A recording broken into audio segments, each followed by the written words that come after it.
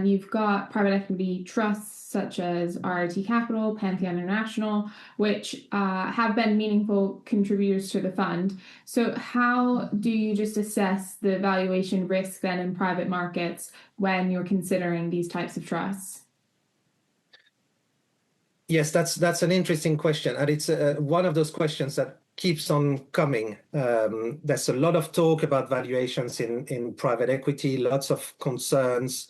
I think maybe winding back a bit, why do we like private equity? I think in a nutshell, it's a massive universe. You've got a lot more private companies than you have listed ones. And what I mentioned earlier that we particularly like about managers in the private equity sector is the access that you have to the data from the company, the direct roles that they have. They usually often sit on boards of the companies, etc., so they can control the destiny of those companies. And over time, that translates into very attractive returns. Now, on the question of valuations specifically, I think the main point to make is that there are no advantages for a private equity manager to inflate their valuations. Private equity managers are paid on exit, i.e. when one of the companies that they own is sold, either by being listed on a public market, on a stock market, or sold to another private equity fund, or sold to a competitor of that company that wants to acquire the business. And this is at that point when you've got a liquidity event like that private equity managers are paid. So there is no point really trying to overinflate the valuation. All it does would create some short-term volatility in the price of the fund, but the outcome, i.e. the exit, wouldn't be any different, and the manager wouldn't be paid more by having overinflated the valuations previously. To give you a real-life example, so RIT Capital Partners is one of our holdings in that space. They have invested in SpaceX for the past 3 or so years. So they weren't one of the early investors, but it is one of the first investments that the new manager, when she came in 3-4 years ago, decided to invest in. That's also the point at which we, not because of SpaceX, but because of the new manager, decided to invest in that trust. So they have an investment in SpaceX. It was last valued in December. The valuation that was used then was $800 billion for the company. As I'm sure we all know, the company listed 2-3 weeks ago. It's listed at 1.8 billion. Went as high as 3 trillion, sorry, those numbers are getting big. So 1.8 trillion went as high as $3 trillion valuations.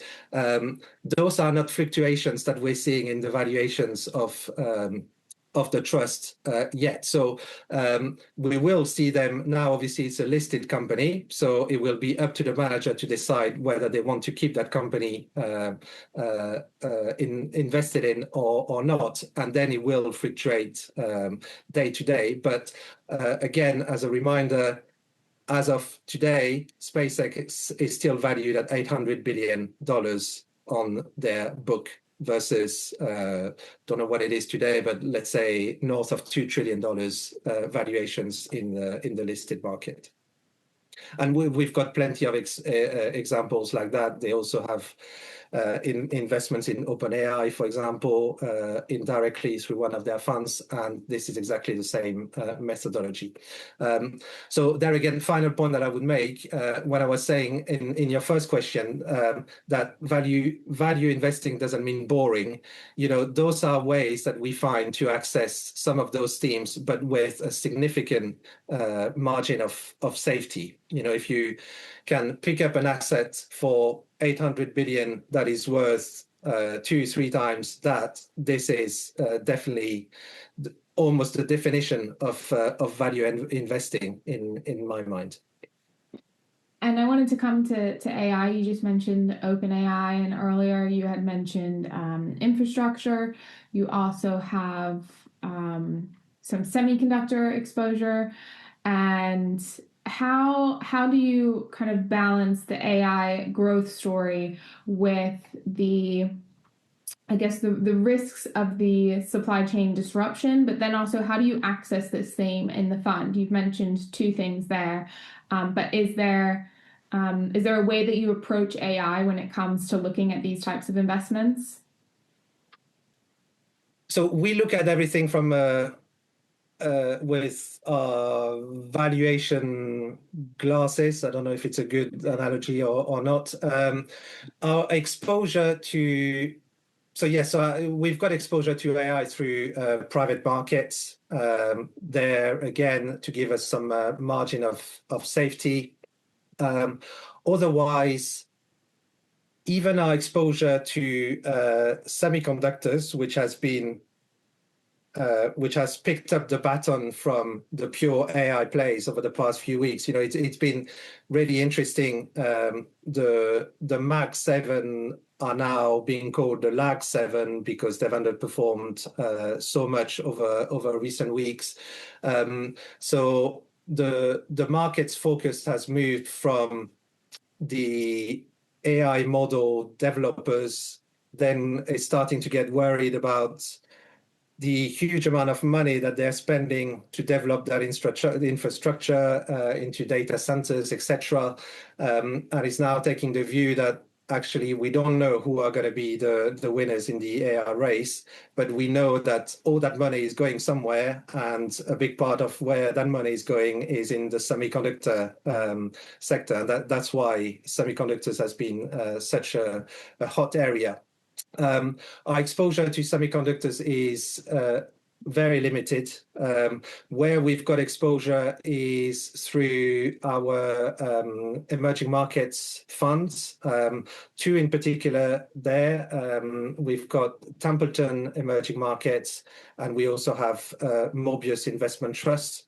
Both of them have got very large exposure to South Korea and Taiwan, which have been on fire really on the back of that semiconductor rally because of the weight that companies like Samsung, SK Hynix, or TSMC have got in the benchmarks over there. Templeton has got some direct exposure to those three companies that I just mentioned, because it invests mainly into the larger names. But because they have performed so well, this is a position that we have trimmed quite dramatically since the start of the year. It's now less than 1% of our portfolio. Mobius, they invest in small and mid-cap companies. So their direct exposure to semiconductor is much more limited. And when they do have some, it's through much smaller players than the Samsung or TSMC, etc. But a rising tide lifts all boats, as we say. So they have benefited from their large exposure to other to industrial names or to financials names that they particularly like in South Korea and in Taiwan, based on valuations, and those names have performed quite strongly as well. Not nearly as well as the mega caps in those markets, but have still performed very well. So to summarize, in terms of our exposure there, because valuations are so high, our exposure is very limited, but we do have some indirect ways to access those markets. And the key really with anything that is so exposed to geopolitical risks, like the ones that could potentially be faced in Taiwan or in Korea, or Taiwan in particular, with the threat of China, is really to stay very well diversified, which is what we're doing in our fund. And if you'd like to learn more about the Wise Multi-Asset Growth Fund, please visit fundcaliber.com.